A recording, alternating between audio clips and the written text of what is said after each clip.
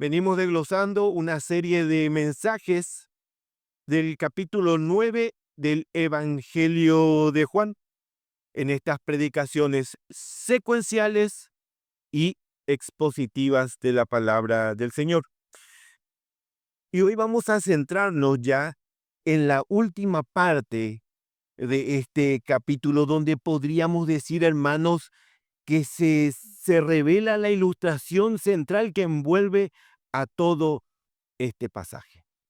Hoy vamos a tratar con el núcleo principal de este pasaje. Y quiero que me acompañen a leer el capítulo entero del capítulo 9 del mensaje de hoy. Vamos a refrescar un poco nuestras mentes y vamos a conocer todo el contexto, entendiendo que hay una unidad de pensamiento en todo este pasaje. Evangelio de Juan, capítulo 9, versículo 1. Yo voy a leer en la Biblia LBLA. Al pasar Jesús vio a un hombre ciego de nacimiento, y sus discípulos le preguntaron diciendo: Rabí, ¿quién pecó, este o su padre, para que naciera ciego? Jesús respondió: ni este pecó ni sus padres, sino que está ciego para que las obras de Dios se manifiesten en él. Nosotros debemos hacer las obras del que me envió mientras es de día. La noche viene cuando nadie puede trabajar. Mientras que estoy en el mundo, yo soy la luz del mundo. Habiendo dicho esto, escupió en tierra e hizo barro con la saliva y le untó el barro en los ojos y le dijo: ve y lávate en el estanque de Siloé, que quiere decir enviado. Él pues, se lavó y regresó viendo. Entonces los vecinos y los que antes le habían visto que era mendigo decían: ¿no es este el que se sentaba y mendigaba? Unos decían: él es, y otros decían: no, pero se parece a él. Él decía: yo soy. Entonces le decían: ¿cómo te fueron abiertos los ojos? Él respondió: el hombre que se llama Jesús hizo barro, lo untó en mis ojos y me dijo: ve al Siloé y lávate. Así que fui, me lavé y recibí la vista. Y le dijeron: ¿dónde está él? Él dijo: no sé. Llevaron ante los fariseos al que antes había ciego, y era día de reposo el día que Jesús hizo barro y le abrió los ojos. Entonces los fariseos volvieron también a preguntarle cómo había recibido la vista. Y él les dijo: me puso barro sobre los ojos y me lavé y veo. Por eso algunos de los fariseos decían: este hombre no viene de Dios porque no guarda el día de reposo. Pero otros decían: ¿cómo puede un hombre pecador hacer tales señales? Y había división entre ellos. Entonces dijeron otra vez al ciego: ¿qué dices tú de él, ya que te abrió los ojos? Y él dijo: es un profeta. Entonces los judíos no le creyeron que había sido ciego y que había recibido la vista, hasta que llamaron a los padres del que había recibido la vista y le preguntaron diciendo: ¿es este vuestro hijo el que vosotros decís que nació ciego? ¿Cómo es que ahora ve? Sus padres entonces le respondieron y dijeron: sabemos que este es nuestro hijo y que nació ciego, pero ¿cómo es que ahora ve? No lo sabemos. ¿O quién le abrió los ojos? Nosotros no lo sabemos. Preguntadle a él. ¿Qué edad tiene? Él hablará por sí mismo. Sus padres dijeron esto porque tenían miedo a los judíos, porque los judíos ya se habían puesto de acuerdo en que si alguno confesaba que Jesús era el Cristo, fuera expulsado de la sinagoga. Por eso sus padres dijeron: edad tiene, preguntadle a él. Por segunda vez llamaron al hombre que había sido ciego y le dijeron: da gloria a Dios. Nosotros sabemos que este hombre es pecador. Entonces él les contestó: si es pecador, no lo sé. Una cosa sé, que yo era ciego y ahora veo. Le dijeron entonces: ¿qué te hizo? ¿Cómo te abrió los ojos? Él le contestó: ya os lo dije y no me escuchasteis. ¿Por qué queréis oírlo otra vez? ¿Es que también vosotros queréis hacerlo discípulos suyos?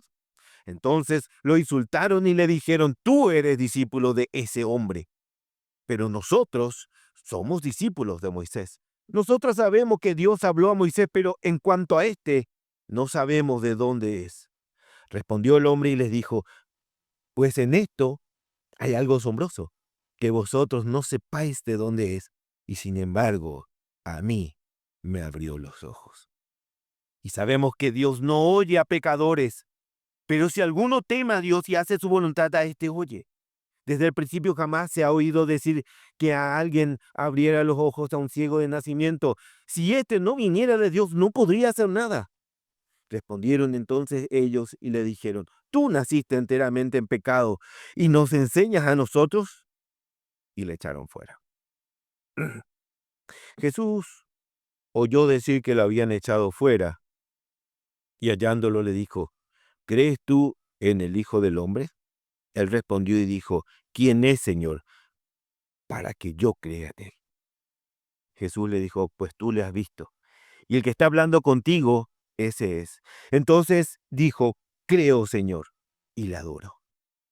Y Jesús dijo: yo vine a este mundo para juicio, para que los que no ven, vean, y para los que ven, se vuelvan ciegos. Algunos de los fariseos que estaban con él oyeron esto y le dijeron: ¿acaso nosotros también somos ciegos? Y Jesús les dijo: si fuerais ciegos, no tendríais pecado. Pero ahora, porque decís, vemos, vuestro pecado permanece. Hasta aquí la palabra del Señor. Si recapitulamos este pasaje, hermano, vemos en los primeros versículos que los discípulos asumieron una postura muy tradicional para la época. ¿Quién pecó? ¿Este o sus padres para que haya nacido ciego? Ellos tenían una postura asumida. Este hombre está ciego como castigo de Dios por un pecado. Esa era la postura que ellos habían asumido. La única duda que tenían era si pecó él o pecó sus padres, o pecaron sus padres. Recordemos, hermanos, que por una mala interpretación de las Escrituras, en aquella época consideraban los males como un castigo por el pecado. Pero vimos que esto no siempre es así. Y hasta hoy en día, hermanos, hasta hoy en día, esa filosofía sigue vigente entre muchos predicadores que hablan de maldición generacional, de ataduras de pecados pasados y otras cuantas herejías. Hasta hoy sigue ese pensamiento instalado dentro de las iglesias. Pero Jesús deja en claro que esta condición de ceguera no es un castigo por un pecado, sino que por el contrario, fue determinado que desde su nacimiento este hombre nazca ciego para mostrar la gloria de Dios en él. Y tras escupir, hace barro, lo envía al estanque del Siloé y recibe la vista.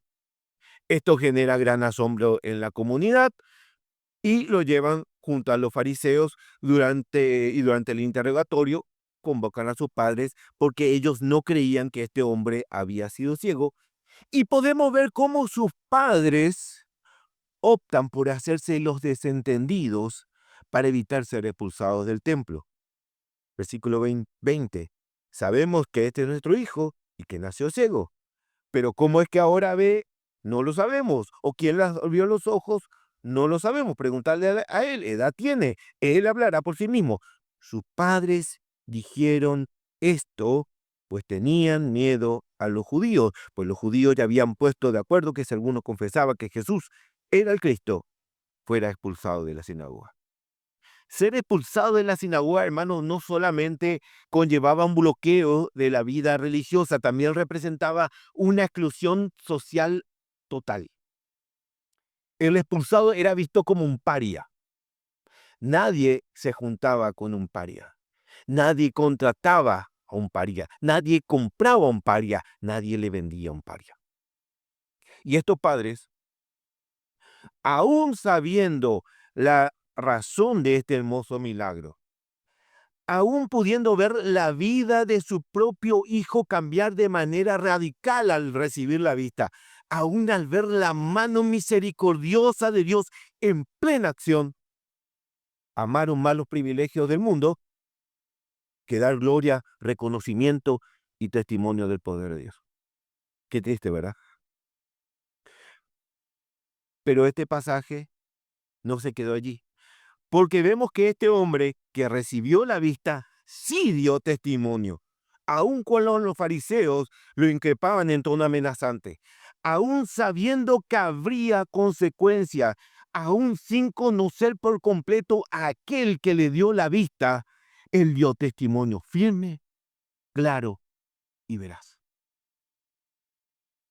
24. Por segunda vez llamaron al hombre que había sido ciego y le dijeron, da gloria a Dios. Nosotros sabemos que este hombre es pecador. Entonces él le contestó, si es pecador, no lo sé. Una cosa sé, que yo era ciego y ahora veo. Le dijeron entonces, ¿qué te hizo? ¿Cómo te abrió los ojos? Y él le respondió, ya os le dije y no escuchasteis. ¿Por qué queréis oírlo otra vez? Es que vosotros queréis haceros vuestros discípulos. Entonces lo insultaron y le dijeron, tú eres discípulo de este hombre, pero nosotros somos discípulos de Moisés. Nosotros sabemos que Dios habló por Moisés, habló a Moisés, pero en cuanto a este no sabemos de dónde es. Respondió el hombre y les dijo, pues en esto hay algo asombroso, que vosotros no sepáis de dónde es, y sin embargo a mí me abrió los ojos y da testimonio de que una persona que no es de Dios no podía hacer estos milagros. Y desde la continuación de este punto es donde quiero centrar el mensaje de hoy, hermanos. Este hombre acababa de recibir un enorme milagro que cambió su vida para siempre. Él ahora veía. Por primera vez en su vida, hermanos, podía ver los colores, podía ver el sol, ese calor que iluminaba su cara, ahora tenía sentido. Ese ruido de los pájaros que escuchaba cuando caminaba por las calles, ahora tenían sentido, ahora podía ver de dónde venían y cómo eran. Ahora también veía un futuro diferente. Podía salir a trabajar, ya no iba a estar mendigando enfrente del templo, ya no iba a ser una carga para su padre. Ahora él iba a poder ayudar a su padre. Todo había cambiado. Este hombre estaba contento, estaba feliz. Pero no todos a su alrededor estaban contentos. No todos a su alrededor estaban felices. Ahora, con esos mismos ojos, también podía ver el rostro de estos líderes religiosos y podía ver las caras de estos fariseos, cómo se llenaban de ira y de descontrol cada vez que él pronunciaba el nombre de Jesús y cómo le habían devuelto la vista. Pero aún ante esos rostros enojados e iracundos, aún ante esos insultos, él no se dejó intimidar. Y estuvo defendiendo la obra que el Señor había hecho en su vida. Y tuvo sus consecuencias. Lo echaron del templo. Parecía como si esa bendición traía aparejada una maldición detrás, hermanos. Quizás estaba desconcertado. Son muchas cosas en poco tiempo. Muchas cosas en poco tiempo. Quizás se preguntaba si hizo bien o si hizo mal. O quizás al salir del templo su fe estaba mucho más firme que cuando entró. O quizás recién allí, hermanos, en la puerta del templo, cuando lo echaron, quizás ahí recién se pudo parar a meditar todo lo que pasó. Vino un hombre al que yo no conocía, escupió, hizo barro, me envió a lavarme. ¿Y yo por qué le hice caso? ¿Yo por qué no me saqué el barro con mi túnica, con un trapo y listo? ¿Por qué le obedecí? ¿Por qué creí y lo obedecí? Quizás nadie lo sabe, Pero quizás recién en ese momento él se dio cuenta de que el centro de todo este acontecimiento no era este hombre, era Jesús, era nuestro Señor. Y que aquel ciego, hermanos, era simplemente un instrumento en las manos de Dios para que su gloria se manifestara al mundo. Y fíjense que, aunque en todo el pasaje el actor principal es este ciego, el que ocupa más protagonismo en el pasaje, el director y orquestador central es nuestro Señor Jesús. Él es el centro de todo. Él es el centro de todo. Y hay una subtrama en este pasaje, que aquellos hombres, que aquellos líderes religiosos pasaron totalmente por alto. Por un lado tenemos a un ciego de nacimiento que recobra la vista, pero por el otro lado tenemos un claro mensaje para aquellos judíos incrédulos, para aquellos líderes religiosos que rechazaban a Jesús. Fíjense que primero Jesús, con sus acciones, busca desacreditar por completo las tradiciones de los hombres, sanando en un día de reposo. Versículo 14. Y era día de reposo el día que Jesús hizo barro y le abrió los ojos. ¿Se acuerdan cuando dijo al paralítico en el estanque de Betesda, levántate, toma tu camilla y anda? Y Juan, el evangelista, también resalta que ese era día de reposo. Y para las tradiciones de la época, hipócritas y carnales, no era lícito cargar una camilla y tampoco era lícito que el Señor extienda su mano misericordiosa y devuelva las fuerzas a un par de piernas que estuvieron durante décadas paralizadas. Imagínense. Y aquella vez, ellos ya habían determinado matarlo. ¿Por qué? Decidieron matarlo por hacer evidente la misericordia de Dios, el poder de Dios. Es increíble. Y ahora nuevamente el milagro se produce en un día de reposo, irritando y desafiando a estos fariseos. Y no solo eso, también escupe. Algo totalmente prohibido por la tradición de los hombres.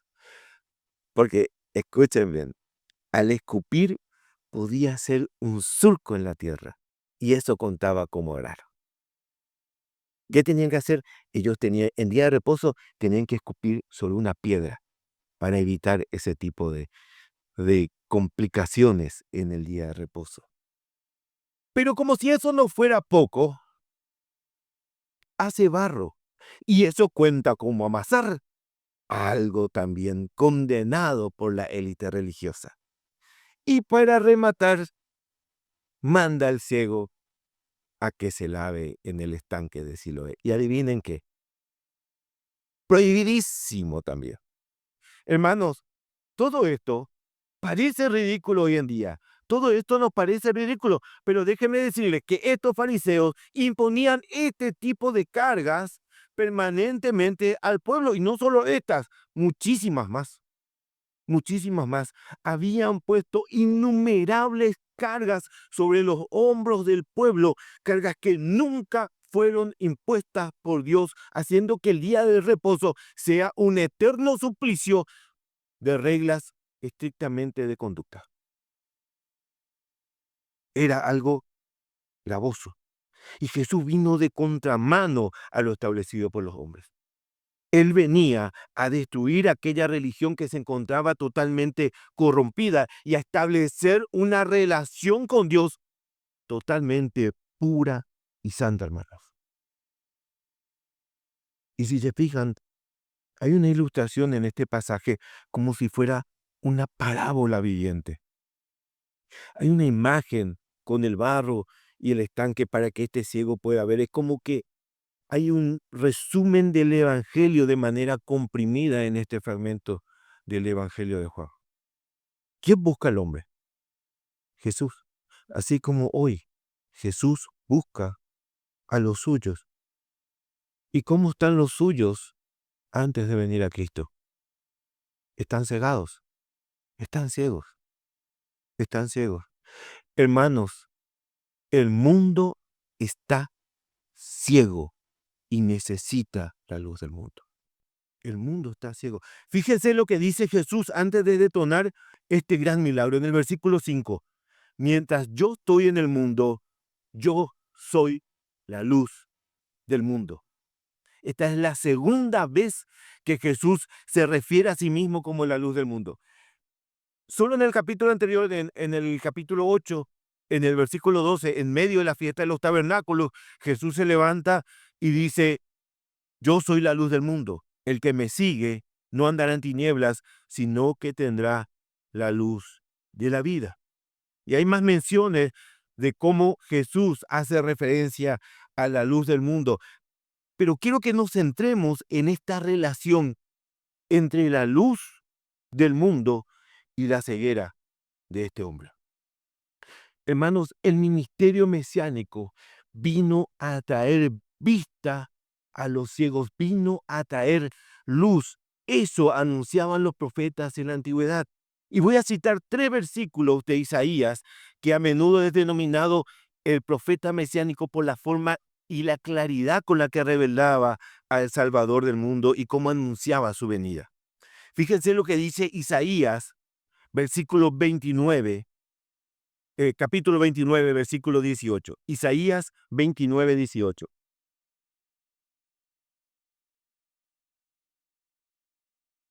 En aquel día, los sordos oirán las palabras de un libro, y desde la oscuridad y desde las tinieblas, los ojos de los ciegos verán. Este versículo es parte de una profecía que da Isaías sobre la restauración de Israel. Habla de un tiempo en que los ciegos y los sordos, espiritualmente hablando, entenderán y verán la verdad de Dios. Déjeme citarle el segundo versículo, Isaías 35:5. Entonces se abrirán los ojos de los ciegos y los oídos de los sordos se destaparán. Y el último versículo que quiero citar directamente de las profecías de Isaías está en 42:7. El libro de Isaías, capítulo 42, versículo 7. Para que abras los ojos a los ciegos, para que saques de la cárcel a los presos y de la prisión a los que moran en tinieblas. Fíjense cómo el profeta Isaías hace referencia permanentemente a la ceguera, pero no a la ceguera física, sino a la ceguera espiritual de Israel. Este último pasaje forma parte de el llamado primer cántico del siervo, donde Dios presenta a su siervo escogido, presenta a Jesús con una misión específica: liberar, sanar y restaurar. Y en el Evangelio de Lucas, en el capítulo 4 y el versículo 17, Lucas 4, 17 al 21, Jesús se apropia de esta profecía, porque eran profecías propias. Hablaban de él, lo anunciaban a él. Y dice la palabra del Señor, le dieron el libro del profeta Isaías, y abriendo el libro, halló el lugar donde estaba escrito: el Espíritu de Dios está sobre mí, porque me ha ungido para anunciar el evangelio a los pobres, me ha enviado para proclamar la libertad a los cautivos y la recuperación de la vista a los ciegos, para poner en libertad a los oprimidos, para proclamar el año favorable del Señor. Cerrando el libro, lo devolvió al asistente y se sentó. Y los ojos de todos en la sinagoga estaban fijos en él, y comenzó a decirles: hoy se ha cumplido esta escritura en vuestra presencia. Jesús lee Isaías y anuncia que esta profecía se estaba cumpliendo frente a ellos. La luz del mundo habitaba en medio de su pueblo ¿Para qué? Para traer vista a los ciegos, pero no solamente vista a los ciegos físicos, sino que también y principalmente a los ciegos espirituales. Hay un dicho, hermano, que dice que no hay peor ciego que el que no quiera ver. Y en este pasaje están los dos tipos de ciegos. Está el ciego físico, que recibió el milagro de la vista, pero también están los ciegos espirituales.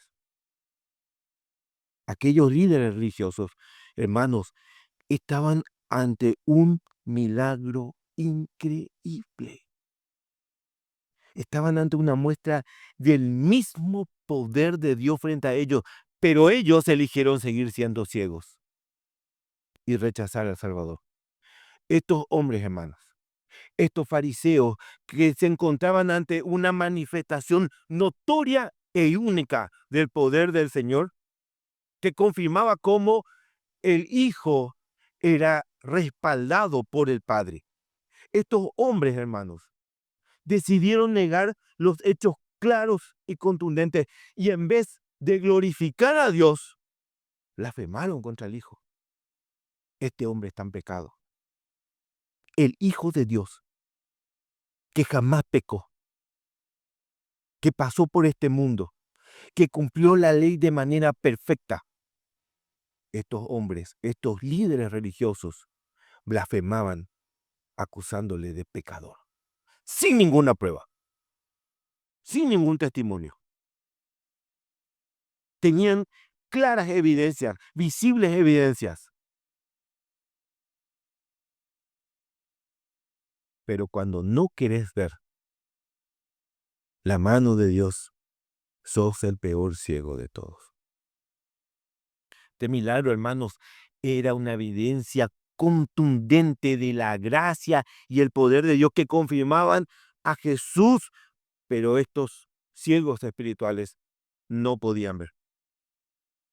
Pero por el otro lado, del otro lado, tenemos a este hombre ciego, que no solamente fue sanado y recuperó la vista física, obtuvo la vista física, sino que también obtuvo la vista espiritual. Este hombre, hermanos, entendió que la mano de Dios estaba con Jesús y que el Señor le dio ese entendimiento para creer por fe. Fíjense lo que dice el versículo 29. Nosotros sabemos que Dios habló a Moisés, pero en cuanto a este, no sabemos de dónde es. Respondió entonces el hombre y le dijo, pues en esto hay algo asombroso, que vosotros no sepáis de dónde es y sin embargo, a mí me abrió los ojos. Y sabemos que Dios no oye a pecadores, pero si alguien teme a Dios y hace su voluntad, a este oye. Desde el principio jamás se ha oído decir que alguien abriera los ojos a un ciego de nacimiento. Y si éste no viniera de Dios, no podría hacer nada. ¿Sabe cuántos libros leyó sobre Dios este ciego? Ninguno. Era ciego, ni podía leer. ¿Sabe cuánta preparación académica y teológica tuvo este hombre? Ninguna. Era un mendigo, no tenía recursos como para instruirse. Pero aún en su ignorancia, entendió mejor que estos fariseos que la mano de Dios estaba con Jesús, porque esa revelación no venía de carne y sangre, sino que venía de Dios. Versículo 35. Jesús oyó decir que lo habían echado fuera y hallándolo, le dijo, ¿crees tú en el Hijo del Hombre? Y él respondió y dijo, ¿quién es, Señor, para que yo crea en él?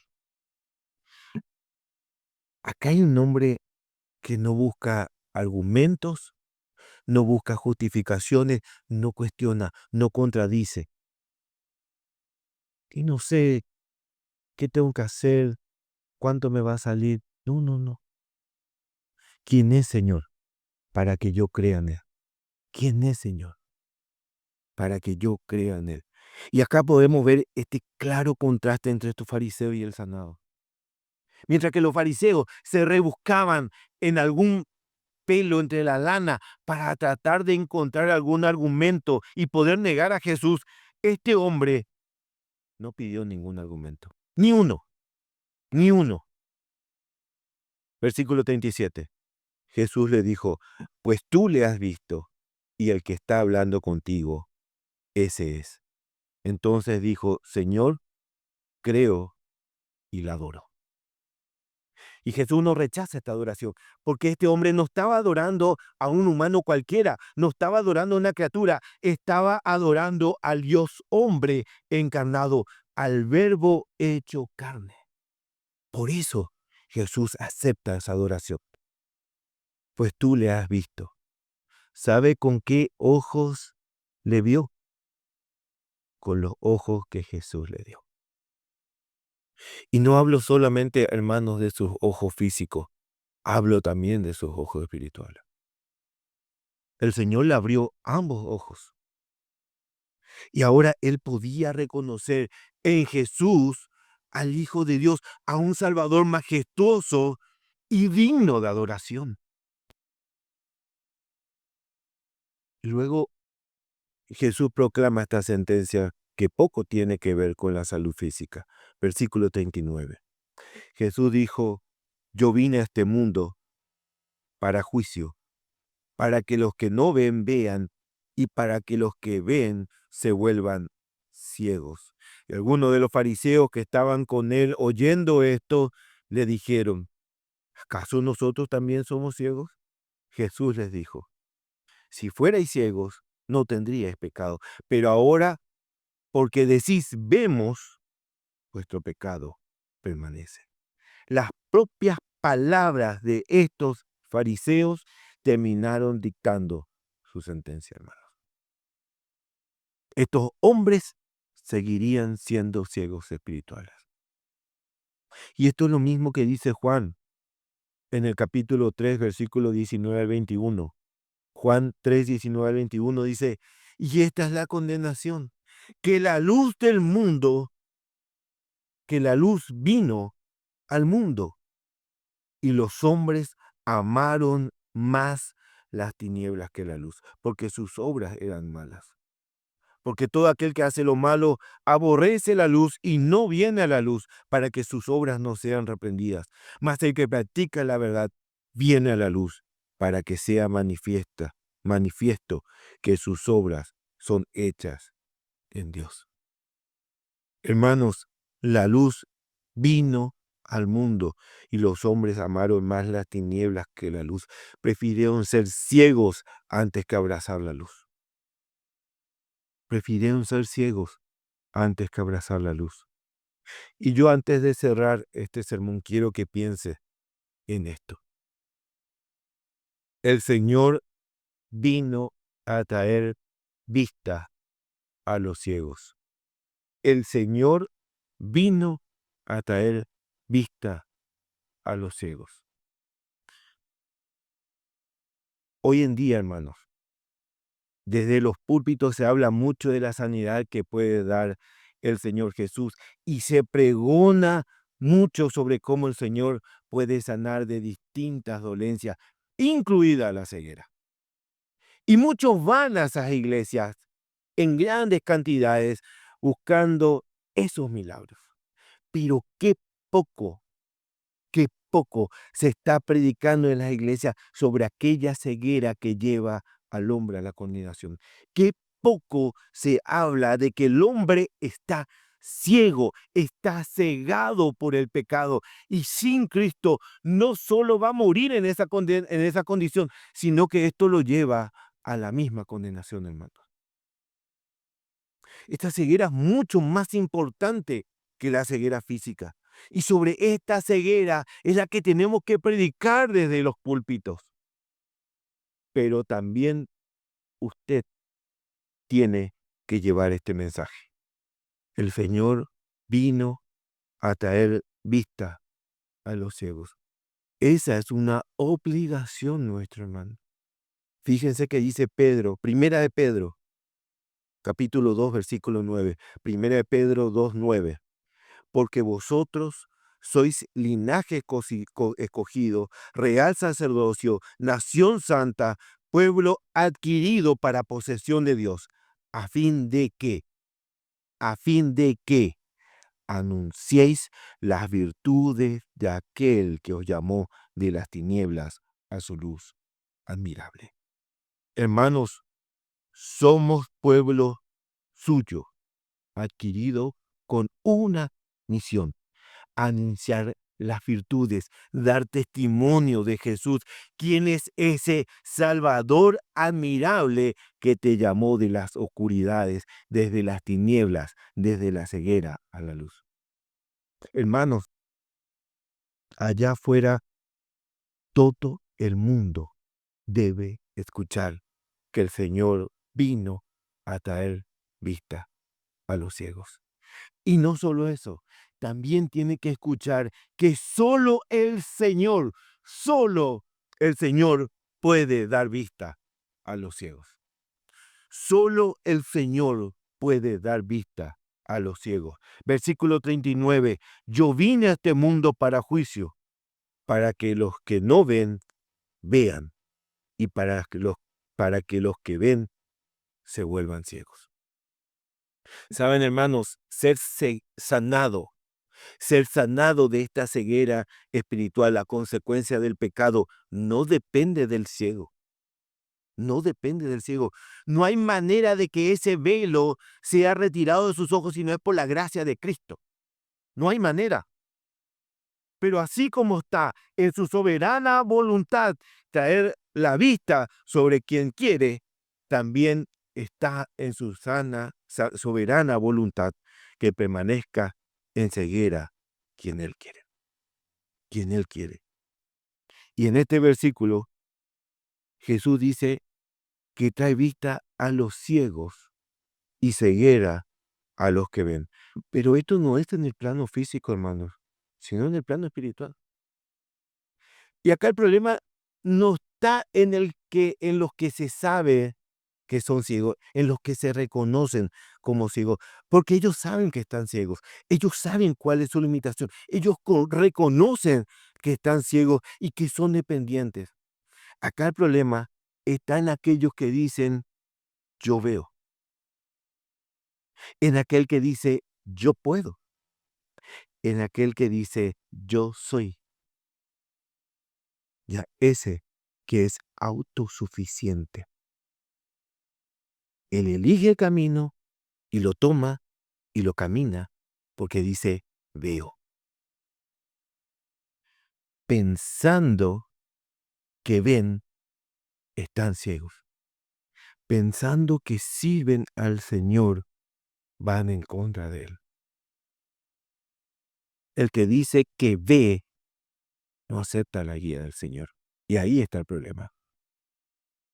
Hay muchos que dicen, yo veo, yo soy bueno, yo hago buenas obras, yo soy misericordioso, yo hago mi camino hacia mi propia salvación.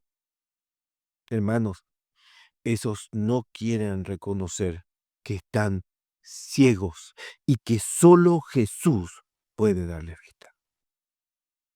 Vista para que se vean a sí mismos.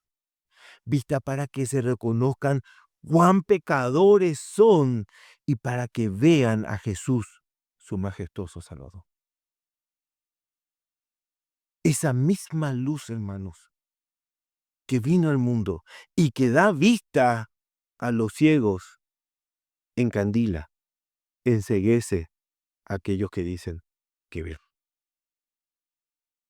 Segunda de Corintios 4:3. Segunda de Corintios 4:3 dice, y si todavía nuestro evangelio está velado, para los que se pierden, está velado, en los cuales el Dios de este mundo ha cegado el entendimiento de los incrédulos, para que no vean el resplandor del evangelio de la gloria de Cristo, que es imagen de Dios. Y uno podría preguntarse, si Dios es un Dios de amor, ¿por qué no salva a todos? ¿Por qué solo elige a algunos? Porque Dios es un Dios de amor, pero también es un Dios de justicia, hermano. Eso nunca tenemos que olvidarnos. No olvidemos que porque somos pecadores, nuestro pecado, nuestra elección natural, nos marcó el camino de la condenación, hermanos. Y Dios, siendo justo, no puede pasar por alto esta transgresión. Pero Él muestra su amor en que aún condenados se reservó un remanente para salvación por obra y gracia de su Hijo Jesucristo. Solamente por eso. Al salvarnos, Él muestra su amor. Y al condenar al pecador, Él muestra su justicia. Y dicho esto, hermanos, el último mensaje que quiero que mediten y que lleven en su corazón es que usted también estaba ciego. Hermanos, usted también estaba ciego. Versículo 39. Yo vine a este mundo para juicio, para que los que no ven vean y para que los que ven se vuelvan ciegos. Cuando lea este pasaje, no se olvide que ese juicio que menciona el Señor Jesucristo también era para nosotros. También nosotros éramos ciegos, mas ahora vemos la luz. Hermanos, el perdón de Dios no lo reciben todos. El perdón de Dios no lo reciben todos. Usted es un privilegiado. Usted recibió un regalo precioso. Usted recibió la vista espiritual y usted ahora puede ver a Jesús y puede reconocerlo como su Salvador. Ante esta obra de misericordia y de gracia, hermano, nosotros no podemos permanecer indiferentes o tibios como si fuera que esto es un acto rutinario. No, hermanos, es el acto más sublime del Creador, que extendió su mano a un vil pecador que lo rechazaba y que se deleitaba en los pecados. Pero aún así, hermanos, aún así, envió sobre usted al Espíritu Santo, que trajo convencimiento de pecado, que lo llevó al arrepentimiento y el perdón de Dios. ¿Sabe, hermanos? Allá afuera hay millones y millones, literalmente millones de personas que reciben el mensaje del Evangelio todos los días, pero lo rechazan porque sus ojos no fueron abiertos. ¿Puede entender eso? Gente más inteligente que usted, gente con más abundantes obras que usted, pero el Señor lo eligió a usted. El Señor la eligió a usted. ¿Y sabe por qué? Por pura gracia. Por pura gracia. Y como si eso fuera poco, le promete una herencia. Hay una promesa maravillosa, hermanos, de un cielo nuevo y una tierra nueva donde usted habitará en la presencia de su Salvador, disfrutando de esa gloria que solo el Señor puede otorgar, estando en su presencia. Es allá, hermanos, donde está nuestra ciudadanía celestial. Y es allá donde nuestros ojos abiertos por la misericordia del Señor deben mirar, esperando que el día, hermanas. Démosle gloria a Dios por su misericordia, por su amor, por darnos la vista para que podamos ver al Salvador. Demos gloria a Dios. Pongámonos en pie.